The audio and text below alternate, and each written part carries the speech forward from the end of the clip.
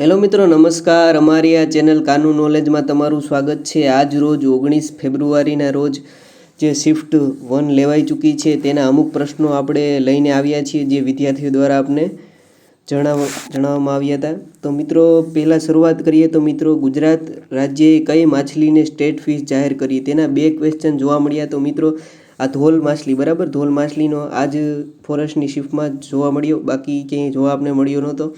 એનજીટીની એક કલમ હતી, તે કઈ કલમ હતી તે આગળ આપણે જણાવશું. અને એસડીજી ગોલ 15 એટલે કે જમીન પર જીવન એક પ્રશ્ન હતો. અને આની પહેલાં કાલ શિફ્ટ 3 એટલે કે 18 તારીખે જે શિફ્ટ 3 હતી તેમાં એસડીજી 14 પૂછ્યું હતું, બરાબર, પાણી નીચે જીવન.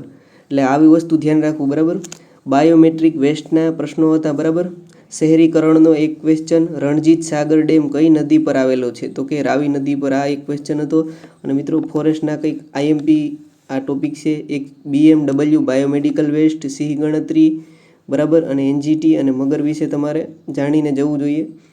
અને શ્રેણી મિત્રો આ હતી એક, બરાબર, તમે અહીં જોઈ શકો છો શ્રેણી અહીં 9, પછી 729, પછી 1, બરાબર, અને ત્યારબાદ એનો જવાબ આપવાનો હતો. હવે આગળ આપણે જોઈએ તો બનાસ નદીનું ઉદ્ગમ સ્થાન હતું એક ક્વેશ્ચન. ગીર અભયારણ્યની સ્થાપના ક્યારે થઈ? તો 1965માં થઈ હતી. ગાગા વાસંદા અભયારણ્ય વિશેના જોડકા હતા, જોડકા હતા. અને અમુક પર્યાવરણના એવા પ્રશ્નો હતો જે વિધાનવાળા હતા, બરાબર.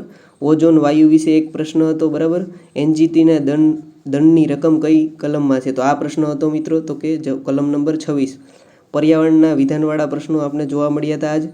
ગુજરાતની 8મી નેશનલ કક્ષાની વેટલેન્ડ એટલે કે વેટલેન્ડમાં નીચેનામાંથી શેનો સમાવેશ થતો નથી? એટલે કે વેટલેન્ડ સંબંધિત એવા 2 ક્વેશ્ચન હતા, બરાબર.